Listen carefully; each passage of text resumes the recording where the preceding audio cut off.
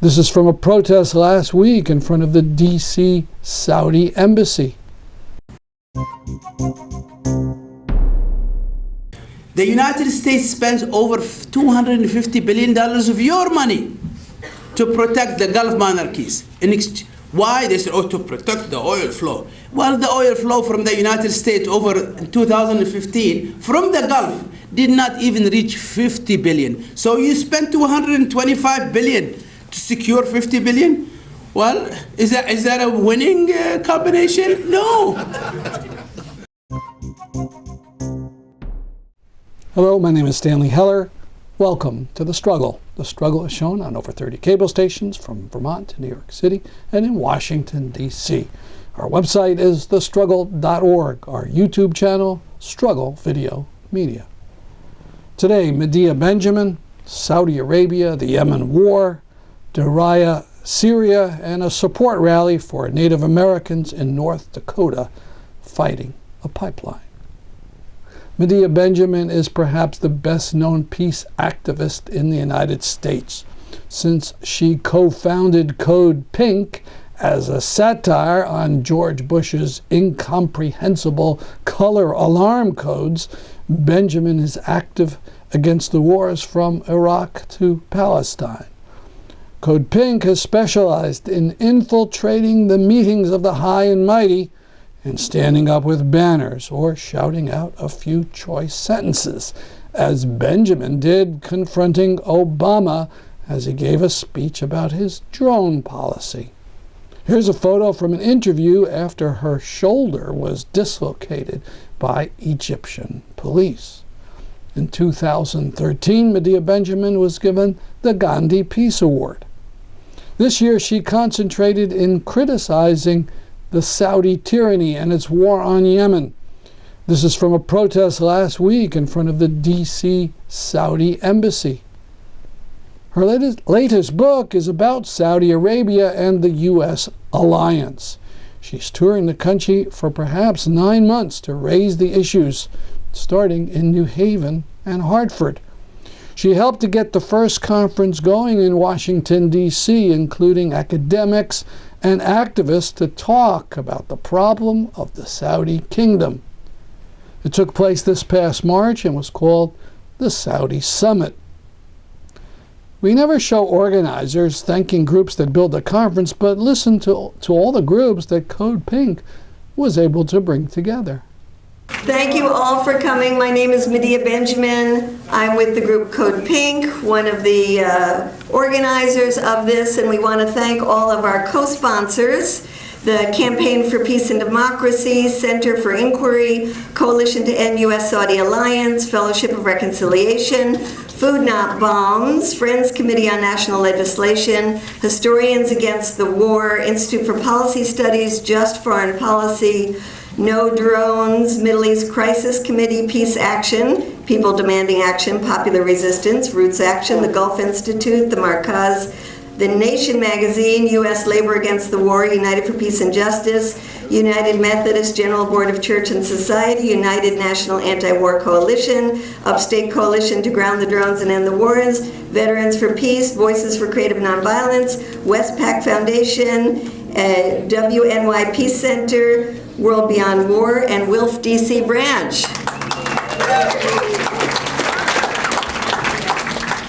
So we are really excited, and many of these peace organizations that came together realized that after working on these issues of crisis in the Middle East since 9/11, things have only gotten worse. And one of the issues that we have not focused on, I would say the elephant in the room, is Saudi Arabia, the country that is the closest Arab ally of the United States and is most responsible for spreading extremism. So here we are. I would say this is a first. There have been conferences on Saudi Arabia, but never before, I think, bringing together academics, the people from the legal societies, and peace activists to not only look at what are the problems, but to be brainstorming together about what kind of actions we can take. This is a brand new video on Yemen that CODEPINK produced this week.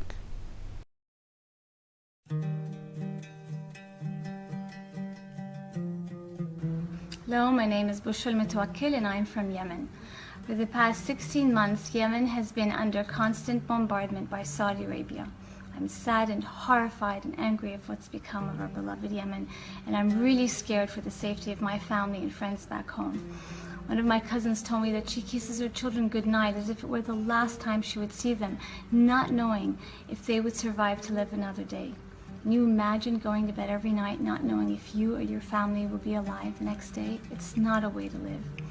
The past 16 months, Saudi Arabia has been conducting a relentless and indiscriminate bombing campaign against Yemen, destroying infrastructure, electricity, sewage, roads, bridges. They have bombed factories, schools, businesses, mosques, and irreplaceable heritage sites. They've bombed residential areas, destroying homes and killing over 10,000 men, women, and children, and wounding and injuring tens of thousands more. They've used internationally illegal warfare, including cluster bombs. They're committing genocide against the Yemeni people. How could the US government and other governments in good conscience continue to sell arms to Saudi Arabia? In continuing to do so, the US government and other governments are aiding Saudi Arabia in its crimes against humanity. According to the UN, most of the Yemeni population is in need of some form of humanitarian aid. Unfortunately, this forgotten war has not been in the media much. They're killing us and destroying our country as the world watches, and in some respects helps them. The Yemeni people deserve better. Yemeni lives matter, and enough is enough. Saudi Arabia has spent hundreds of billions on its war against Yemen. If it had spent a mere fraction of that to help and aid Yemen, it would have made a loyal friend and ally of its neighbor. Instead, Saudi Arabia chose to spend hundreds of millions of dollars, even at its own expense, on its war against Yemen, instilling fear and hate and inflicting pain and destruction upon the people of Yemen, in the process creating enemies of its neighbor for generations to come. Please help to bring an end to this truly devastating and unnecessary war that has brought the Yemenis much loss and suffering. Please stop selling arms to Saudi Arabia. Life is more precious than any financial gain. Please stop helping the spread of destruction, death, and hate. Be a source of goodness in the world and help bring peace to Yemen now.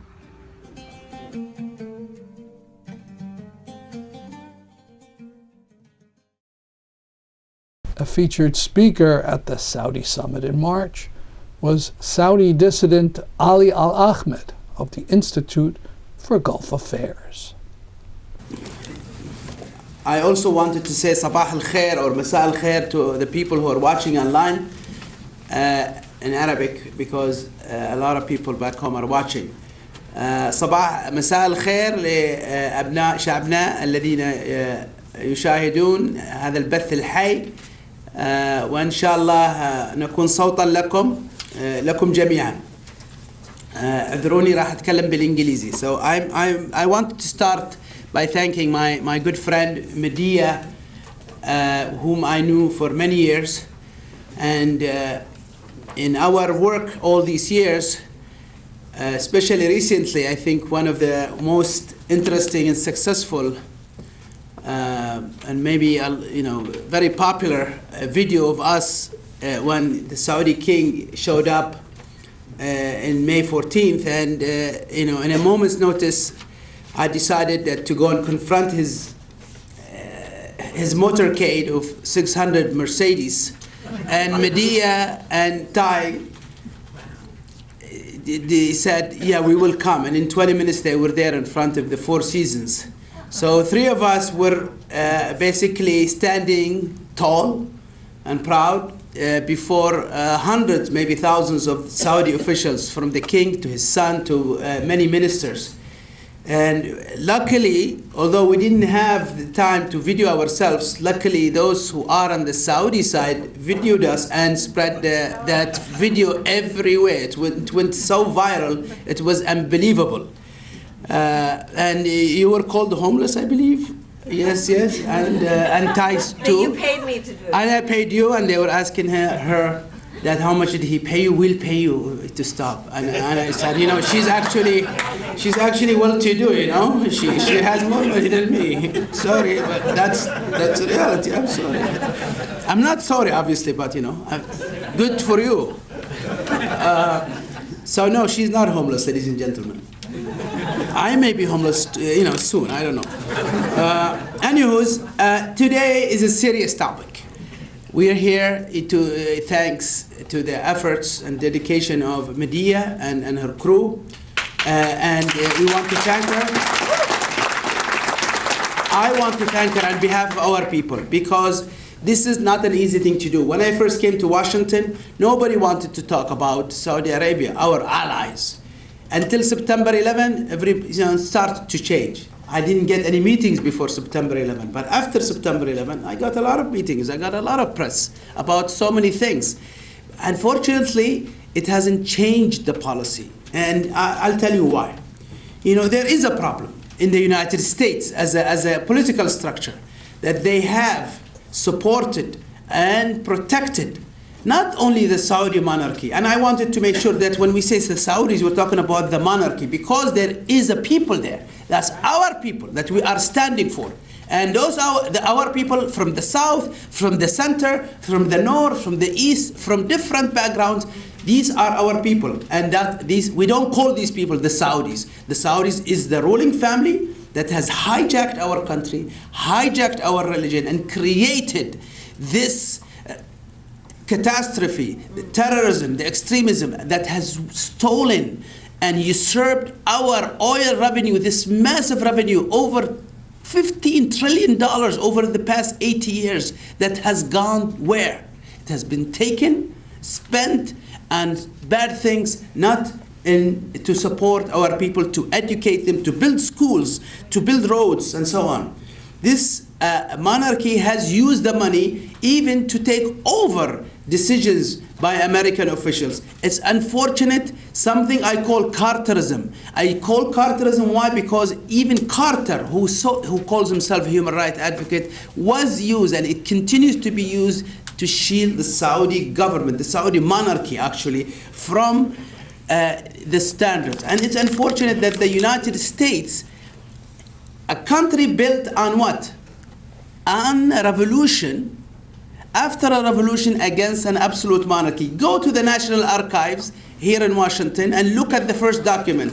It is the document, a letter by that absolute monarch, British monarch, who called the American revolutionaries the same derogatory terms that the Saudi government calls me, and call my friend Abdulaziz Al-Hussan, and call other activists who are seeking. I'm not speaking on somebody else's behalf, but I am dedicating my life to ending the Saudi monarchy and any absolute monarchy we have in the region. I'm a proud Muslim. In my religion, monarchy is forbidden. Islam forbids monarchy. Anyone who tells you otherwise, they're lying to you. Islam is an equal opportunity religion. You can be the son of a farmer and rule that country if people chose you. In our Islam, people choose who serve them, not rule them. The word amil in Arabic means servant or worker, is used by early Muslims for those who take positions of power. Today, we have a monarchy that is inheriting us from one person to another, from a father to son, from brother to brother. The words of Sheikh Nimr are powerful on this. The words of Dr. Muhammad Al-Qahtani on this, who said, we are the people. Dr. Abdullah Al Ahmed, who these people executed or in prison, these are our intellectuals. One of the most beautiful words that everyone should remember, that Dr. Abdullah Al Ahmed said, Ash-sha'b huwa waliyul amr. The people are the rulers. And that is the fact, that is the basis of our movement. This is supposedly was the movement that this country, the United States of America, was built upon. A rule by the people, of the people, for the people. Where is that principle that was set forth by the early founding fathers of this country? We need to take America back. Not the Trump way, but the way where the original founders of this country had planned to do. Why? Because the United States supports the largest absolute monarchy in the world. The largest concentration of absolute monarchies in the world are in the Gulf. Nowhere else we have absolute monarchies protected by the United States of America, and who is a republic built on overthrowing or revoluting against an absolute monarchy, by the United Kingdom and other governments, by the French Republic, who yesterday gave the most horrible human rights abuser, the founder of terrorism, Mohammed bin Nayef, an award for fighting terrorism. This is amazing. That's a problem. This is not about our people alone. This is about your people. When the Saudi government and the Saudi monarchy is able to protect a rapist in the United States, a person from another person who enslaved people because they happen to be from the ruling family, so they're okay. We don't prosecute them. We let him get off. You cannot do that. This is carterism. When you even change your laws and suppress your own laws to please a foreign power, a foreign absolute dictatorship. The Saudi monarchy's penetration of the United States political regime is very clear. And that's done how? Just like Medea said, $35 million to Jimmy Carter, over $50 million to the Clintons. I don't know how much money to the Bush family, through business deals, through grants and gifts and so others, through taking over Yale and Harvard and Georgetown. These are the seats of American education and academia. In my case, I went to school in University of St. Thomas. The editor of the magazine interviewed me for a cover story. Oh, you are one of our alumni who had made it big in Washington. We need to put you on our cover. The story was done, completed, but alas, the president of St. Thomas University, Father Dennis Dees, a Catholic priest, pulled the story. Oh, because we don't want to upset the Saudis. This is how much influence you have. And that's why I said it's about you. It's not about us. It's about your children. Do you want an absolute monarchy that hijacked Islam and converted it to an evil religion? Islam is not like that. Saudi Islam is not Islam. Okay? It's an Islam of an absolute monarchy. A monarchy that prevents women from exercising, from kicking a ball, from driving, from being a full human being, recognizing their own self-worth.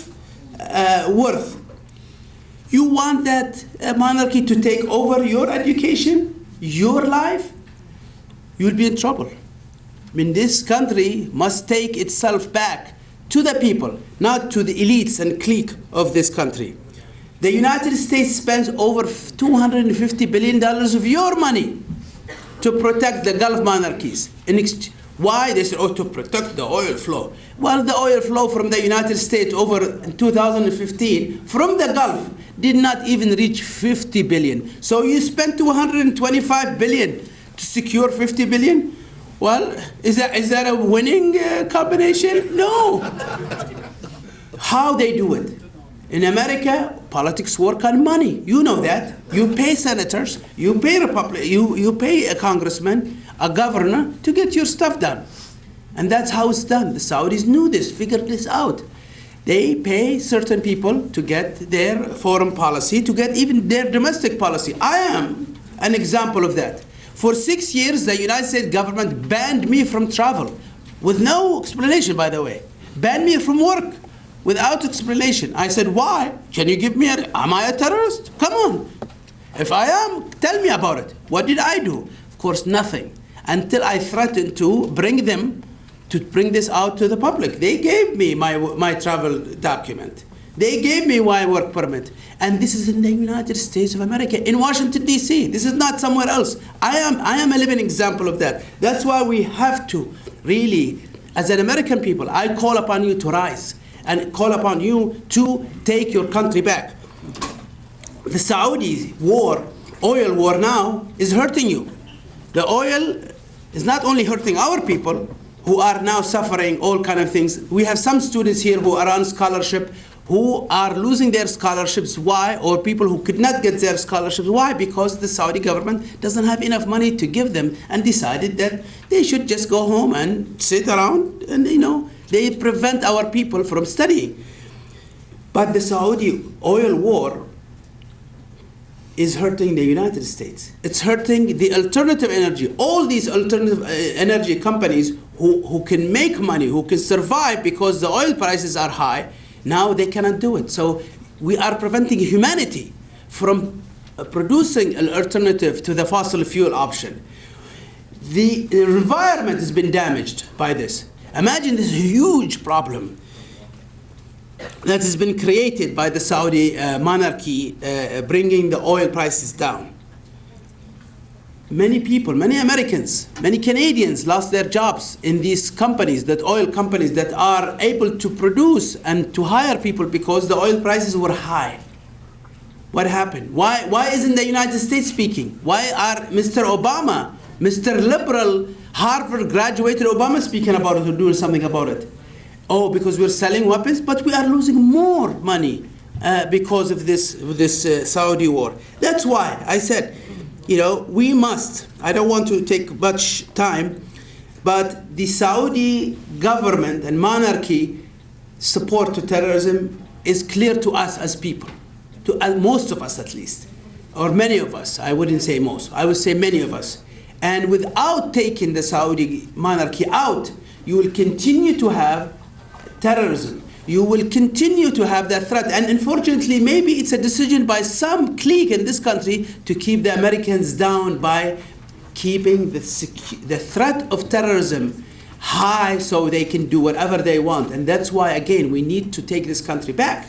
Do whatever you can to take your country back. Without removing the Saudi monarchy from power, terrorism will continue. The Saudi monarchy is to terrorism what the Soviet Union was to communism. Did you hear anything about communism after the collapse of the Soviet Union? No. There is no red threat anymore. This is exactly the same. And it's important to empower our people to rule themselves, to build a modern state. Our people want to rule themselves. That's why we have thousands of political prisoners. We have Dr. Al-Qahtani. That's why Sheikh Nimr was executed. Many people, Abdullah Al Ahmed, Abdul Karim Al-Khudar. I can stay here and speak the names of many people. I would not be done because we have a lot of people. And my friend Abdul Aziz Al-Hussan knows this very well because he worked in a lot of these cases. Okay? And finally, I want to conclude by saying that it's really important that you support us because you are freer. You're allowed to speak at least.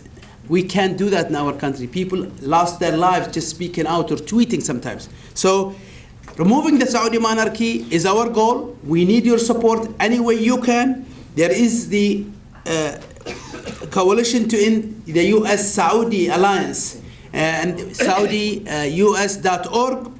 Please go there, help us. Go to the CODEPINK, the Gulf Institute, to any organization that's working on that.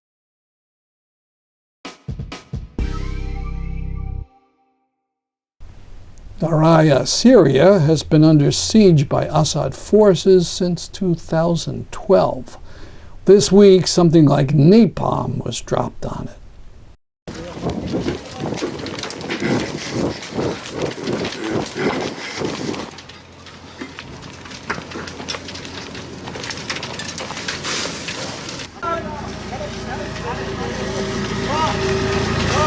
هذا هو برميل النابال.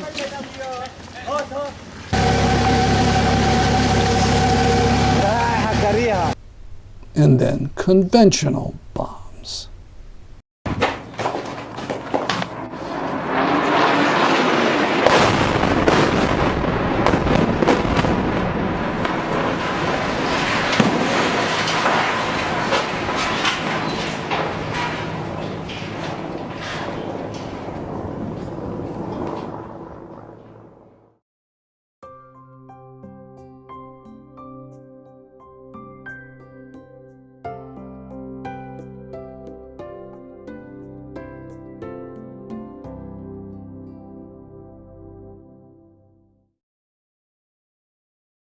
In North Dakota, Standing Rock Souix are demonstrating to try to keep a pipeline from polluting their lands and to keep fossil fuel in the ground. This is a photo of the Dragonfly Climate Collective from their Facebook page. It's sponsored by people in Connecticut and Rhode Island. They held a solidarity action with the North Dakota activists on the New Haven Green. What brings you to the protest today? Two reasons. The first is to stand with people who are struggling for their way of life. The Sioux tribe is showing a lot of courage in standing up for their own water rights and for their own land. The second reason I'm here is because this protest isn't just about their struggle. I think they are showing us exactly how we need to fight climate change. A lot of Democrats trust a lot of technocrats at the top to try to fine-tune these policies, hire a lot of oil executives, and greenhouse gases go up every year, emissions go up. We need a genuine climate strategy that reduces climate change and provides justice. So they're showing us how to fight climate change. You start one pipeline at a time, go into a community, hear people's stories, and stop projects from being built. If this pipeline isn't built, there will be demonstrably fewer greenhouse gases in the air. I'm not disposed to waiting around and letting other people make decisions. I think the climate crisis is real, and we need to show solidarity as we shut down pipeline by pipeline. And I'm excited to be getting more involved here in Connecticut against natural gas pipelines. I'm here as part of, I'm a Confederate member of the Quinnipiac tribe here in New Haven. And I'd just like to say that the Quinnipiacs are also in solidarity with the tribal nations in North Dakota and around the country who are supporting this effort. Thanks. That's our program for today. See you next week at this time. I'm Stanley Heller, and this is The Struggle.